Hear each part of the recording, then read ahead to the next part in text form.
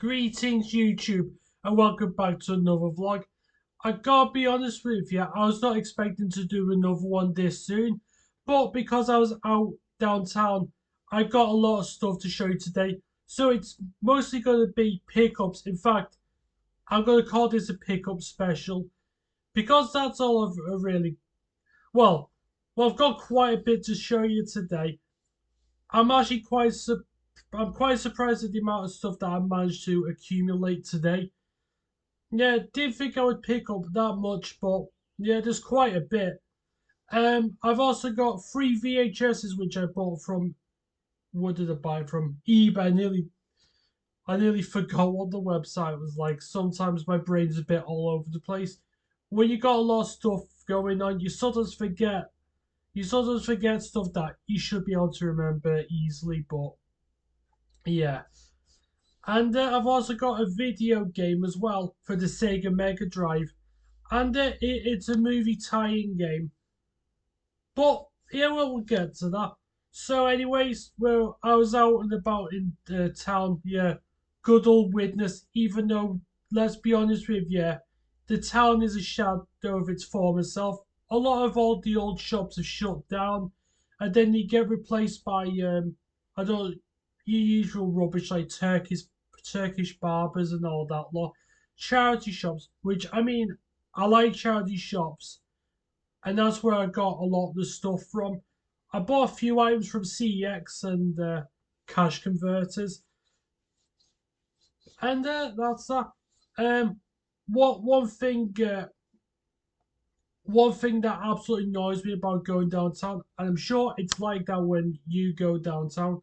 It doesn't matter how quiet it is or how busy it is. You always get some person who is not looking at what they're doing. They almost like walk into. Yeah, they don't. It's like some just don't have a sense of direction, and then they look at you as if it's your fault because you got in their way, even though you're walking in a straight line.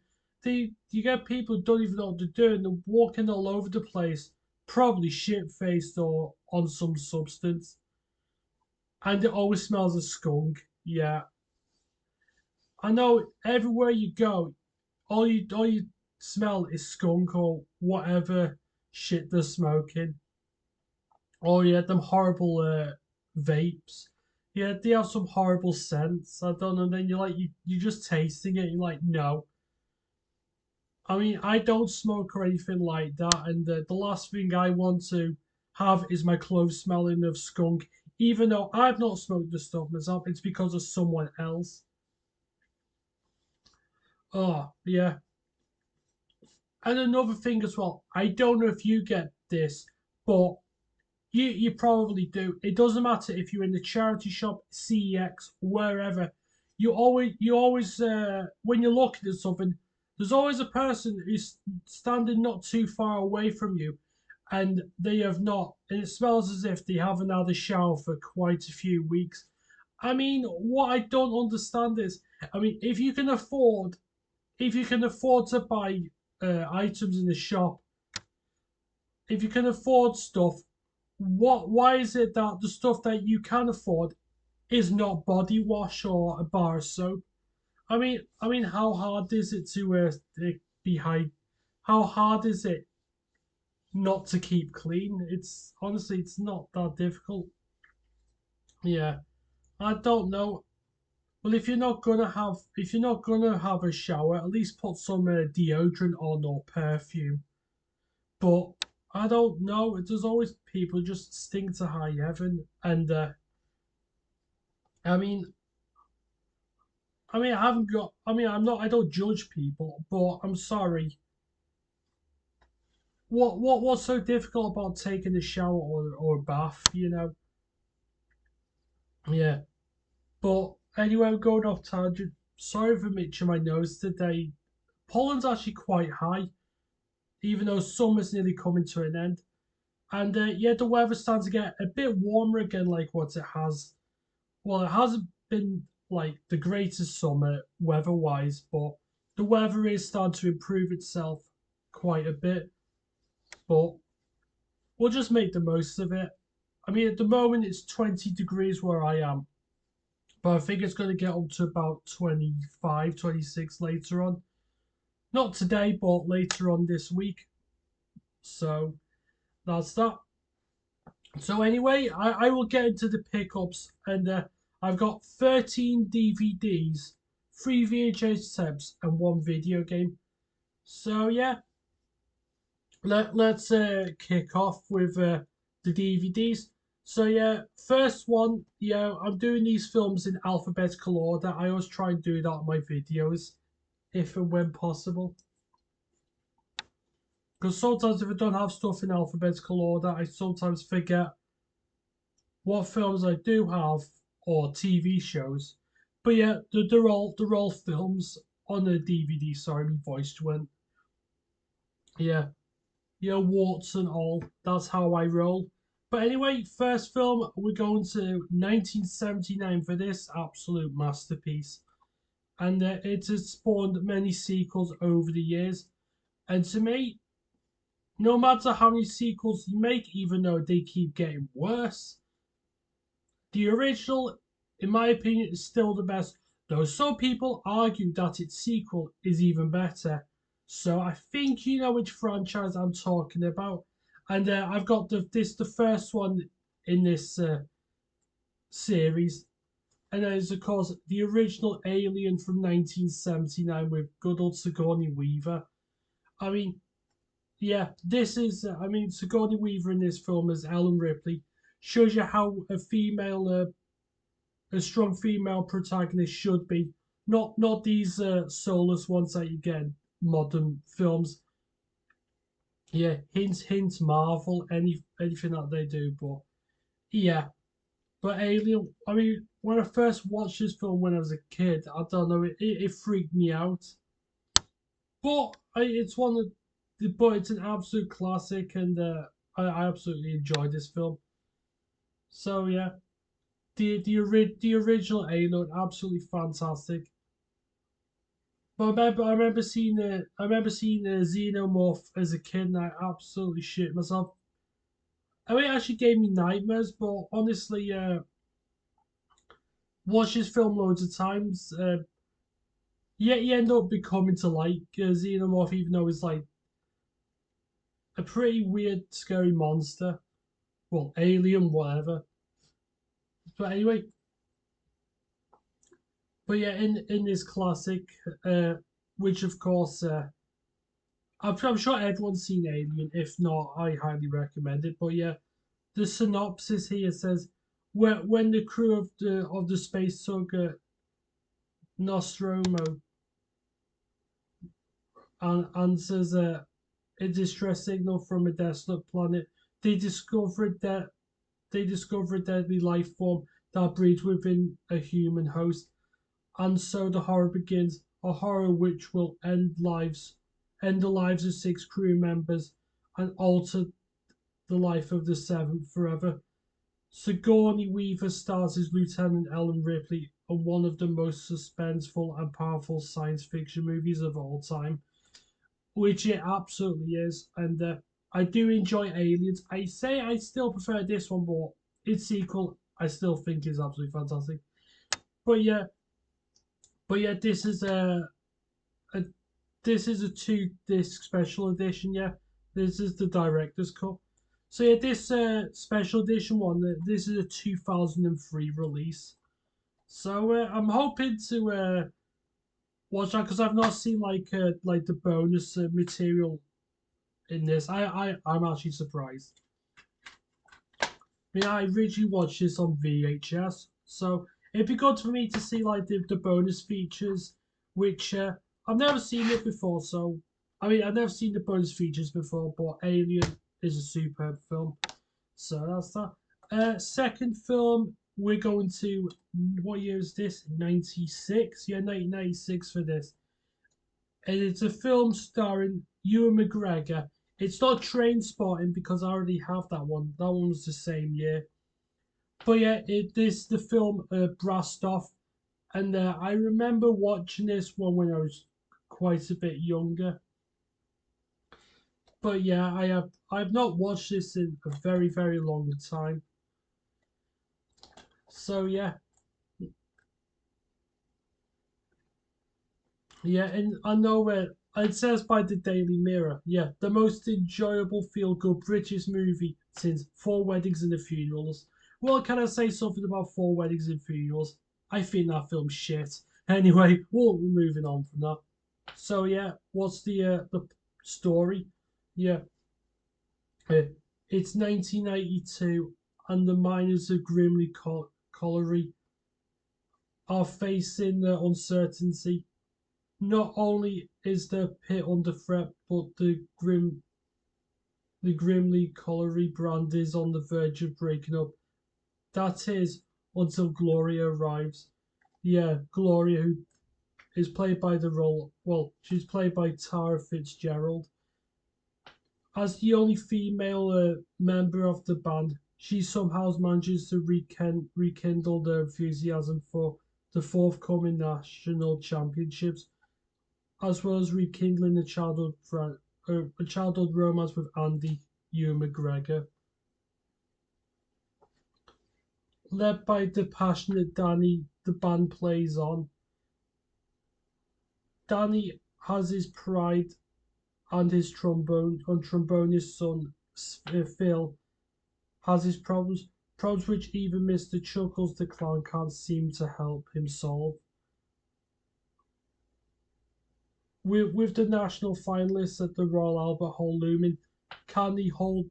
Can they all hold it together and secure a famous victory for Grimley?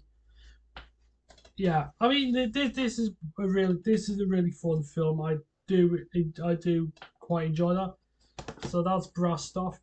And now we've got another Carry On film. I mean, I bought in my last pickups. I bought Carry On Regardless and Carry On Cleo. And yeah, we got another one in the series, and we're going to what year was this one? 1965. I know I had to look what year it is in there. I know it mentions the year of it in Roman numerals. Yeah, so this is a 2001 DVD release. So that's that.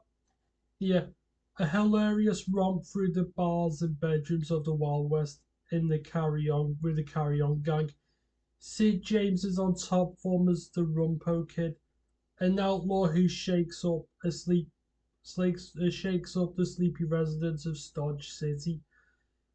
Kenneth Williams is the judge, and Jim Dale plays Marshall P. Nutt, a hapless plumber mistakenly sent to clean up the town. But yeah, this is a very good carry-on film. I do quite enjoy this one. Not my favourite one. I think I prefer some of the others like Carry On Cleo and which other ones do I like? Um, well, Carry On Up the Khyber, I quite like that one, and Carry On yeah, Carry On Camping. Even though I've seen that one probably a few too many times, but when I say a few too many times, I still absolutely love it. So that's that with Carry On. Now we're 1984. So this probably the biggest film of that entire year, maybe the biggest film of the whole 1980s. Yeah, a certain film that stars Bill Murray and Dan Aykroyd. I think you know what it is, and I'll tell you what. At least it's not the shitty remake from 2016. Yeah, no comment. Yeah, Ghostbusters. Yeah, I know. I'm surprised it didn't have Ghostbusters on any format before. I'm not kidding. I've watched Ghostbusters many times, but I've never owned it, even as a kid on VHS or even on Blu-ray, which I do have. But yeah, I know. I thought it is criminal not to have Ghostbusters in like your collection or well, one necessarily call it collection for me because I'm just buying the DVDs of films that I like or films that just sound the most appealing to me. So yeah, Ghostbusters. Oh yeah, it's got one of them like yeah, it's got one of them like covers in there and everything. It's just a standard silver DVD case.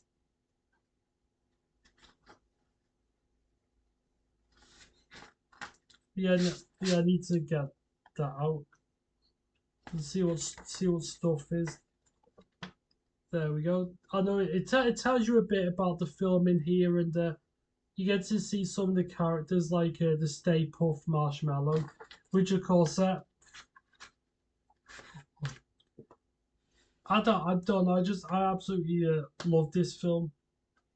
I mean, I'm not going to tell you about Ghostbusters because I'm pretty sure every one of you has seen this. And yeah, I know I saw Ghostbusters 2 in there. I didn't bother buying that because I'm going to be honest with you, Ghostbusters 2 wasn't a patch on this one, not even close. And no, we're not talking about the remake there. I just pretend that never existed. And I know people are probably going to say, "Oh, is it because the Ghostbusters are females?" Which are like, no, that's not the problem that I have. I mean, having women take on the roles as like the Ghostbusters, I'd say that was a good idea. The writing was just absolutely, I thought it was absolutely insipid. The writing of it was awful. But enough of that.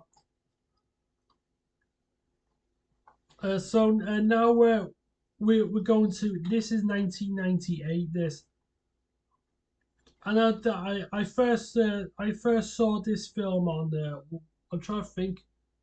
It was on one of the ITV channels. I cannot remember which one it was, but I don't know. I ended up really liking this one. I wasn't expecting to. I thought it was going to bore the tits off of me, but I ended up falling in love with this. And this is Good Night, Mr. Tom. Yeah, which is I mean, this is absolutely brilliant film. I'm not kidding you. This film does give you a bit of a lump in your throat. It really does. Yeah, John Four stars as the widowed and cantankerous Tom Oakley in this charming film adaptation of the prize-winning children's novel by Michelle Margorian. I probably butchered her surname. Sorry, Michelle. Sorry, Shell.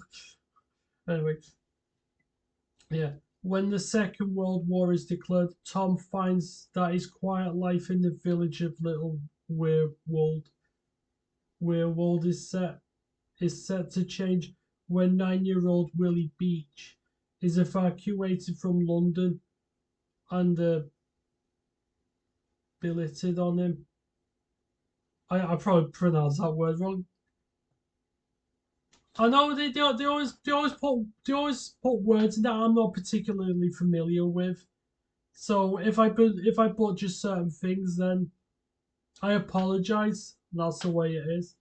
Uh, Willie is a quiet, sad child with a deprived and disturbing past, but he slowly begins to flourish under the care of Mr. Tom and enjoys an idyllic village life. Gradually, a strong bond of friendship develops between the two. Then, quite suddenly, Willie is summoned back to the terrors of blitz-torn London by his mother. Tom is left feeling lonely and wondering if he will ever see his dear friend again. But I tell you what, but yeah, absolutely fantastic. Though I highly recommend watching Goodnight, Mr. Tom. If you haven't watched it, you'll enjoy it, and you may have a box of tissues next to you. Yeah, and not like that. But anyway, but yeah, it's a tearjerker. I gotta be honest with you, I'm not the most emotional person out there, but I'm not kidding you. That film is quite soul destroying. But yeah. So now we're going to 1967, and we have a film with Dustin Hoffman and Anne Bancroft. Yeah, and I think you all know which film this is, don't you? And that is, of course, it is The Graduate. There's still a bit of sticker residue on that. I'll try and sort it out after I've recorded. because there's nothing in this world that I abide more than sticker residue. So that's that. Yeah. So the film, Ben Braddock, the Dustin Hoffman, isn't experienced in the ways of the world. On graduating, he resolves to redress this imbalance, and his rebellious quest challenges the ideas and morals of his parents' generation. In an iconic twist, he is seduced by the dazzling Miss Robinson, who, of course, Simon and Garfunkel did the song Miss Robinson, and of course, that song is in this film as well. Yeah, yeah, Mrs. Robinson, wife of his father's best friend. The union is electrifying, but the affair takes an unexpected turn when, much to Mrs. Robinson's disgust, Ben falls in love with her daughter. Which, yeah, I mean, this film is absolutely, it's an absolutely outstanding film.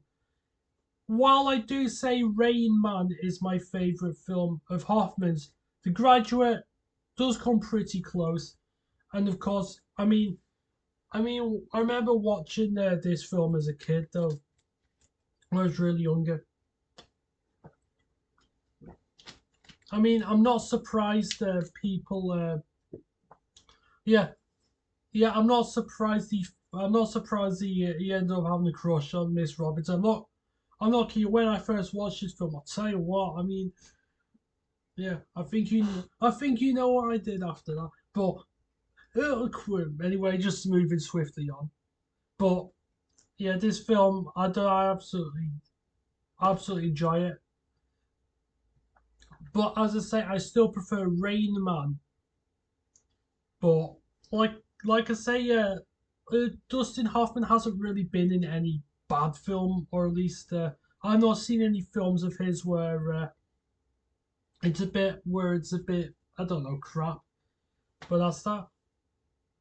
So that's that. Now we're 1976 for this, and yeah, I know I do have a few Clint Eastwood films, as you saw in my Blu-rays when I had like the Fistful of Dollars, the Good, the Bad, and the Ugly, and a few dollars more. But yeah, I there's another Clint Eastwood Western film. Yeah, and I've seen bits of it, but I've never watched it through its entirety, and that is The Outlaw Josie Wales. I'm so I have not watched this film all the way through. Sorry, I know I had the case blocking my face then. Yeah, yeah, but I've never watched this film all the way through. Now I'm looking forward to giving it a go. So yeah, after avenging his family's brutal murder, Wales is on the run, pursued by a pack of killers. He travels alone, but a ragtag group of outcasts is drawn to him, and Wales can't leave his remotely surrogate family unprotected. The Time called it one of 1976 best movies. Over time, The Outlaw Josie Wales has secured a place as one of the top westerns ever. Which, uh, I'm looking forward to watching this. So that's that. Now, 1987. For those who don't know, I've probably mentioned this to a few people, but this is my favorite, my absolute favorite comedy movie of all time. I love Aeroplane, and I enjoy the Naked Gun films, but this film has a very special place in my heart, and I've loved this film ever since I was young, and it's one of those ones that I don't know. No matter how many times I've seen it, me fucking sides are absolutely splitting. No matter what. And it's a certain film starring Steve Martin and John Candy. Yeah, I think you know which film this is, don't you? And that is the legendary Planes, Trains, and Automobiles. Yeah, I we had this film. Me and my family had this film on video. So Yeah, oh my god, this film, I don't know. For me, it gets better every time I watch it. And I don't, for it, it's not only is it my favorite comedy film of all time, it's probably my top five favorite movies ever. Yeah, in fact, so much so that when I was in school, uh, the as part of my English, yeah, for like when I was doing my GCSEs, they wanted you to write. I know I had to do this twice. I had to You had to write a move. You had to do a movie review of a film that you've seen before, and yeah, do a review of it and give your honest opinions on it. So yeah, I know one of the films that I did was The Lion King. I did that, but yeah, but Planes, Trains, and Automobiles was the other one that I did, and yeah, I went into great detail about it, and yeah, and I I gotta be honest with you, I know I actually did it was one of the best things I ever did in school. I mean, I didn't enjoy school too much, but I remember taking great pleasure doing this. And I remember my English teacher really enjoyed my review of it. But yeah, so yeah, in this film, Neil Page is an advert.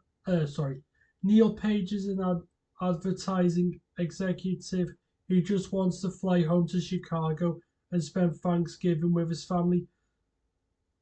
But all Neil Page gets is misery. Mystery man named Griffith, a loud-mouthed but nevertheless lovable salesman who leads Neil on a cross-country wild goose chase that keeps Neil from tasting his turkey. Oh yeah, but I know every scene in this film is absolutely fantastic. I mean, I like the bit where he wants where he's demanding keys for the darts on. It's like give me the fucking keys to the fucking darts on, you fucking bitch. I mean, there was some funny lines on that. And then I like the bit where I mean the car sets fire and everything on the end, and then you see Neil and Dell like they get into like a massive argument. They end up they start fighting, and then just he like punches him in the stomach. Oh my god! There's too many fun. There's too many funny films in this film for me to name. It's just that brilliant. But not only is it hilarious, it's actually quite. I don't know. It's actually quite heartbreaking at the same time. Especially the end bit. I don't the end bit does get to me, but I don't. Everything about this film to me is absolutely brilliant. The Easily the best film that John Hughes has ever made. I mean, he's made some other decent films. Um, this is a controversial opinion, and this is a hot take. I don't think The Breakfast Club is all that good. I mean, I think the best thing about that film, in my honest opinion, was "Don't You Forget About Me" by Simple Minds. But I don't. I just couldn't get into that. As for Planes, Trains, and Automobiles, absolutely outstanding. 10 out of 10. In fact, probably I don't even think giving it a 10 out of 10 is generous enough. So that's that. Uh, Now we're going to 1986, and this is a film based off a Stephen King novel. And believe it or not, I've never read the book, and I have not watched this film all the way through. Though I've seen bits of it and quite liked what I saw, and that is Stand by Me. And I know yeah, really good film from what I've heard, but I enjoyed bits from what I've seen of it. And I mean, it's such a shame that River Phoenix died at such a young age. I mean, how old was he when he died? Was he like 26 or something like that? But yeah, this is from 1986. and I'm looking forward to giving this film a watch. Yeah, in a small woodsy Oregon town, a group of friends, sensitive Geordie, Will Heat, Will Wheaton, a tough guy Chris, River Phoenix, flamboyant Teddy, Corey Fieldman, and scratchy scaredy cat Vern, Jerry O'Connell, are in a search of a missing teenager's body, wanting to be heroes in each other's and their hometowns' eyes. They set out on an unforgettable 2 day trek that turns an odyssey of self-discovery. They sneak smokes, tell tell tell tall tales because it's cool, and band together when the going gets tough. When you encounter the town's knife wielding hoods, who are also after the body, the boys discover a strength they never knew they had. So I'm looking forward to that. I mean, I say I've never really read any of Stephen King's books, but a lot of his film adaptations are absolutely fantastic. I think my favourite of his is The Green Mile with Tom Hanks, but that's that. So we've got four more DVDs, and now this will shock you. This is a Clint Eastwood film I've never seen before. You're probably like you're probably, what are you doing? How come it's took you this long to watch this? So yeah, this is a Clint Eastwood film from 1992 with Gene Hackman, Morgan Freeman, and Richard Harris, and it is the Unforgiven. Yeah, I've never seen this film before, so I can hear a few gasps. Yeah, you're probably thinking, what's wrong with you? Yeah, I know. I'm going to rectify this, but I know it's a film that Clint Eastwood directed himself as well. Yeah,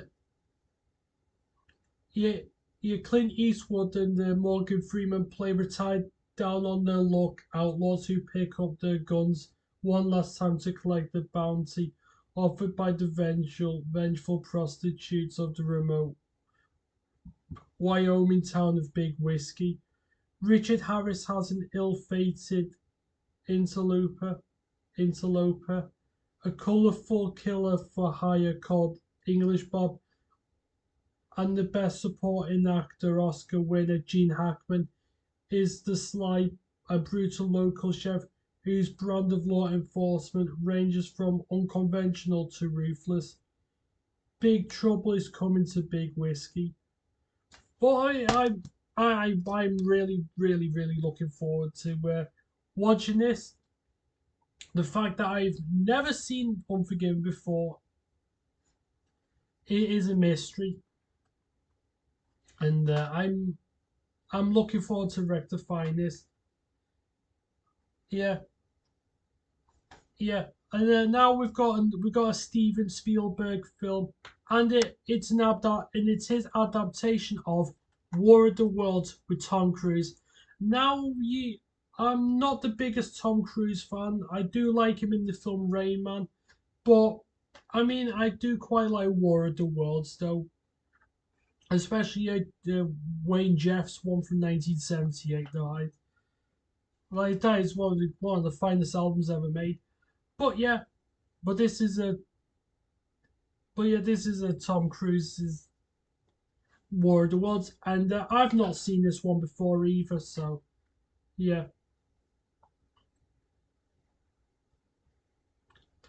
yeah, a contemporary retelling of H.G. Wells' classic of the sci-fi thriller reveals the extraordinary battle for the future of humankind through the eyes of one American family fleeing from an extraterrestrial army of killer tripods that annihilate everything in their path.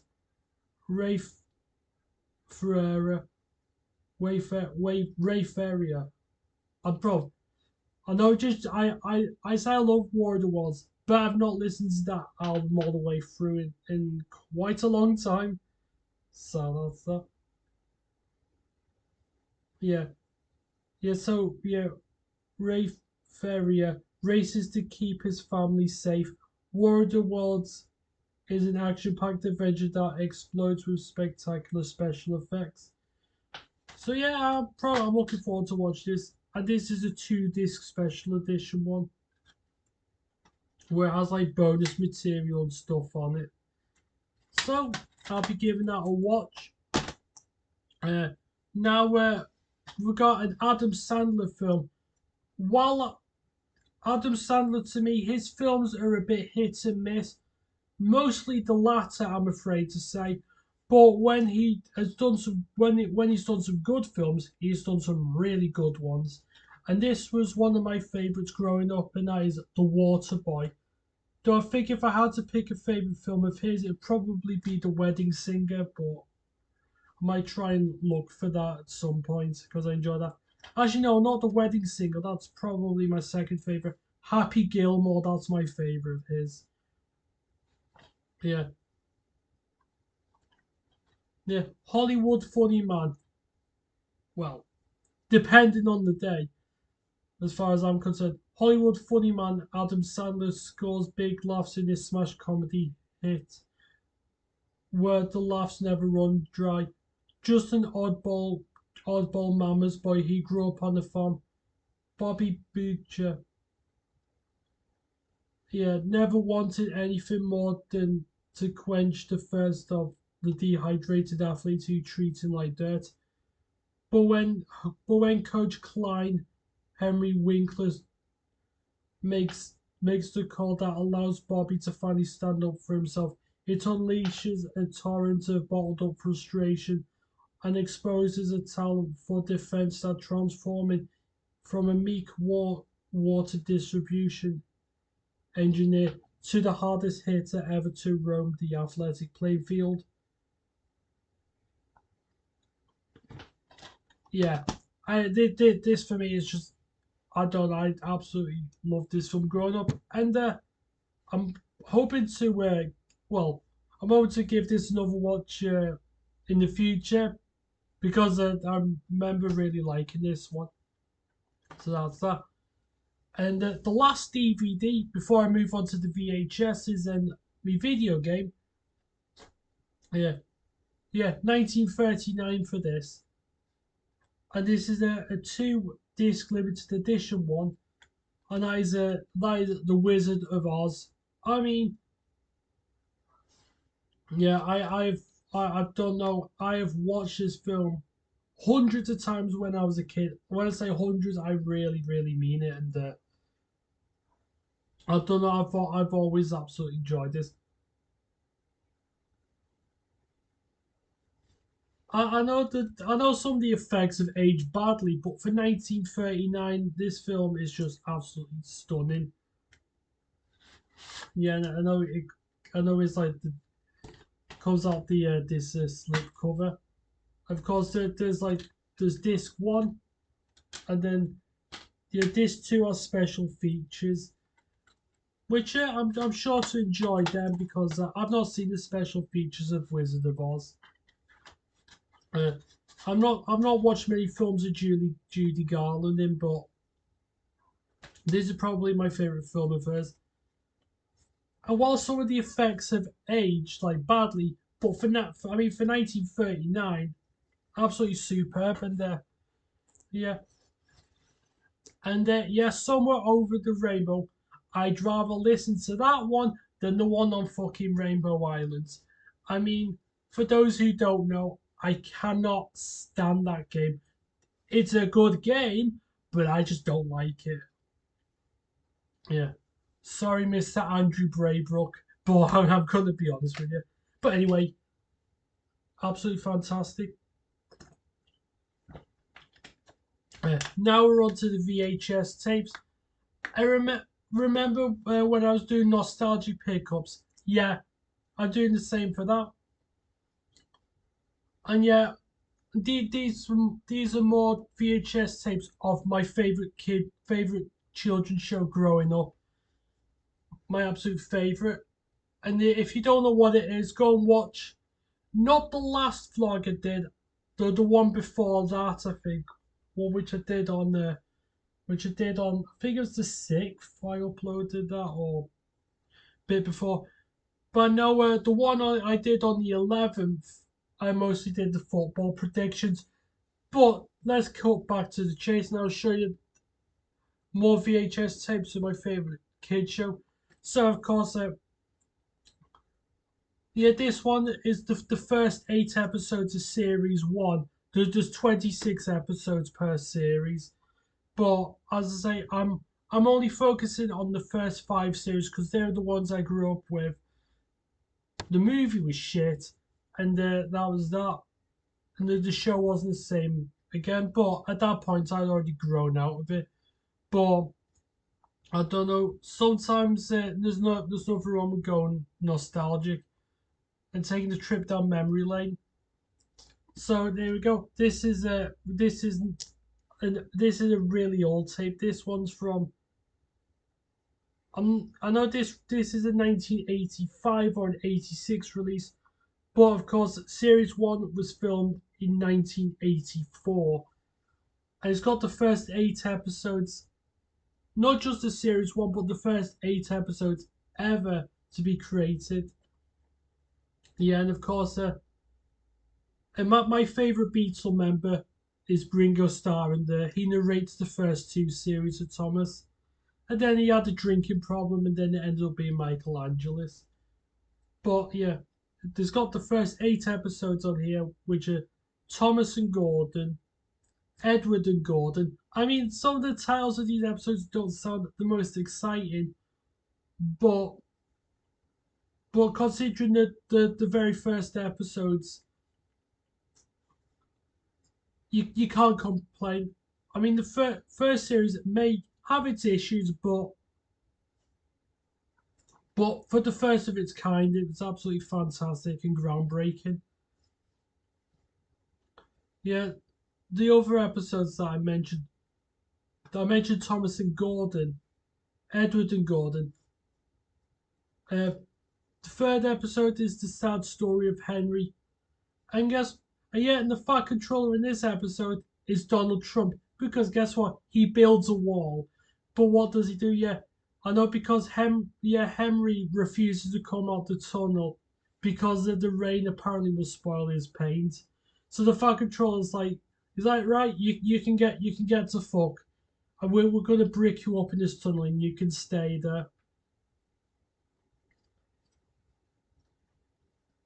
And then the next episode after that is Henry Gordon and Henry, Edward Gordon Henry, and yeah, the fat controller's like, oh yeah, Gordon's broke down, so Henry, remember you were bricked up in that tunnel.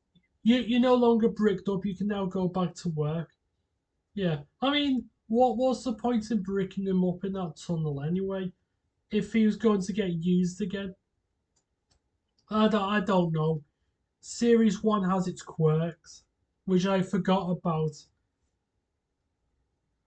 Then we have the other episodes: Thomas's train, Thomas and the trucks, Thomas and the breakdown train, and James and the coaches. Like I say, they're not the most exciting titles for episode names, but for the first series, you'd expect stuff like that, and that's that. The next Thomas one is series 2, but the first 8 episodes. So I need to go and get the other. Need to get the other 18 episodes to complete series 2, and that is Thomas, Percy, and Nicole, which of course is the first episode on it. So yeah, it is the back of it. But yeah, the episodes on this one is Thomas, Percy, and Nicole. Second episode is cows. Yeah, where cows like they go on the line and causes the engines a great deal of trouble. I remember quite liking that one as a kid. Next is Bertie's Chase. where he has to chase Edward. Yeah, because in that episode, Bertie has Thomas's passengers. Edward waits for Thomas, but he doesn't turn up at the station. So he fucks off, not realize the situation. So they end up going on this massive chase. Fourth episode is Saved from Scrap, where Edward saves a traction engine called Trevor from the scrapyard. He saves him and becomes a part of the railway. Yeah, yeah. The fifth episode, All Dying. This is probably my favorite episode on this particular tape. And I remember this was one I did like a lot when I was young. When I was a youngster. Yeah, James takes the piss out of Edward, saying that he's too old. Pretty much saying that he'll amount to nothing. But Edward has the last laugh when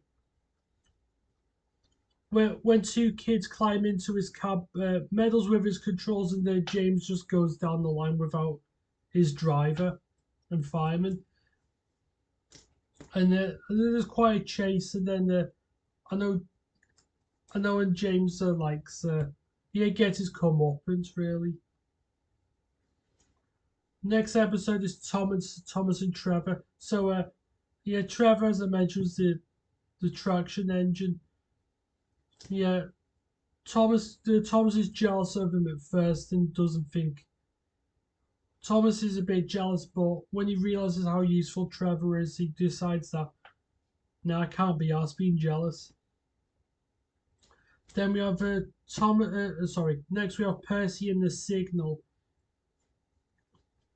Well, in this episode, Gordon and James play a prank on Percy about signals. Percy falls for it, and then he's made to look like a complete prat.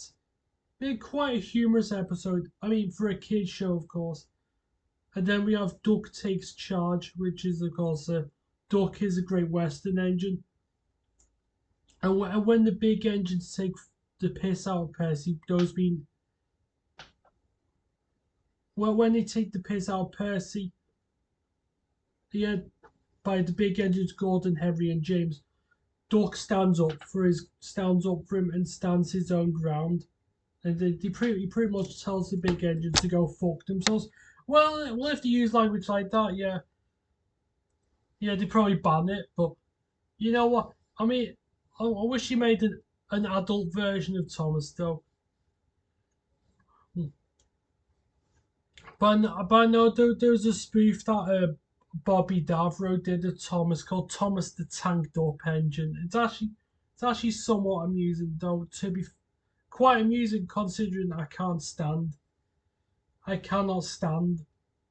Yeah, Bobby Davro. I thought I was finding him to be a bit of a prick, but that's probably that's probably just the way he is.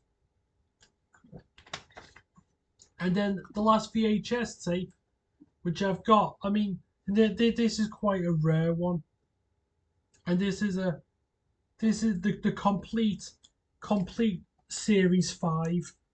Yeah, so this is like a double double double VHS, because I mean it has all 26 episodes of series 5 on here. Yeah, whereas the first 13 episodes are on tape 1, and then on the other one are episodes 14 to 26. And yeah, series 5 as a kid was easily my favorite in the entire show. I mean, series 1 was like humble beginnings. Series 2 was an expansion from series 1, a bit more detail. Yeah, series 3 was how can I put it? Series 3 was like the most busy series going. The fourth series is more relaxed, and then series 5 gives you a mix of everything. It has your normal like slice of life episodes with the engines. You have episodes that try and play